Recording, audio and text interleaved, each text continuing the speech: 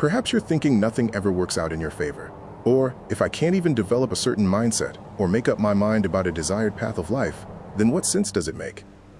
But before you begin conjuring the worst about yourself, there's a reason what you believe, say, or do create mental tension. This mismatch creates a plethora of negative feelings, but if you take the time to understand the feedback, you'll know what to adjust, keep, or remove altogether.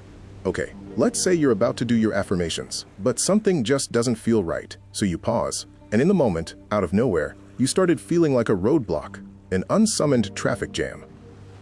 That internal pressure is your mind's attempt to reduce this conflict known as cognitive dissonance. So no matter how much effort you put into manifesting your desired life, unless your mindset and actions are co-aligned and proven, there will be a battle between the two. Your mind won't rest until you either change your behavior or belief, which is your current mindset, or justify your reasons for behaving or wanting what you do. This is why we often use because. For example, because I have what it takes to achieve this. We're highly intelligent beings, and anything untrue will alert us so that corrections are made. And until what you did or say is sorted out, you will feel like an imposter or opportunist. Telling yourself, I am moving in the direction of wealth, financial gain, and happiness, is a good thing. Nothing wrong in that, right? But what are you currently doing that opposes any part of what you're trying to convince yourself of?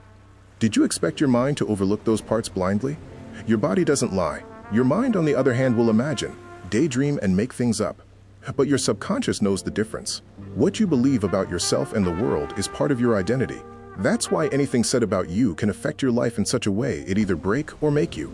This especially includes what you say about yourself. And even if it's a good thing, the question is, does it align to your truth? Now that you have an understanding, we can segue, though timely, to another example. Survival. Your life is more valuable than status. However, because being safe is linked with our positions, status has become a need. And if what you value most is threatened, you'll find yourself hanging on to your perception of safety. This is why you crave the familiar things, even when they mean you no good. This doesn't mean you're forever stuck or that change isn't possible for you. The thing is, you'll need time to identify those real and imagined threats and come to an agreement with what you're willing to give up. Remember, yesterday's threats might be tomorrow's lessons. What offended you back then might be something only worth laughing at. In order for your affirmations to match up to your desired path, consider aligning and connecting that path to your emotional and physical life. Make it your most familiar feeling. Know it like the back of your hand. Memorize it well, and you don't have to even achieve that life fully, but all the same, act it out, as if it's already true. You're going to feel like a stranger to many because they won't really understand. At first, you're going to be so uncomfortable because your alignment will be totally off, and that's okay.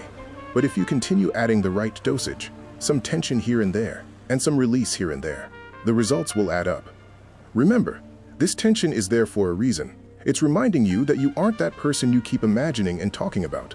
It's questioning the validity, even the safety of what you're getting into. But each time that resistance shows up, smile to yourself and move on until another opportunity returns for you to do it again. Build the tension, then release the gap between the two. Take a deep breath, smile, or whatever you do to anchor yourself with the possibility. You don't have to attack your opposing beliefs directly. Just acknowledge the contradiction and let your evidence interrupt the old story. All that you're feeling is your body responding to the truth. What matters is how you handle those past beliefs. Take your time. See that tension as your mind's way to keep you safe and comfortable in the here and now. Turn your tension into integration. You see, true transformation isn't a one-time thing.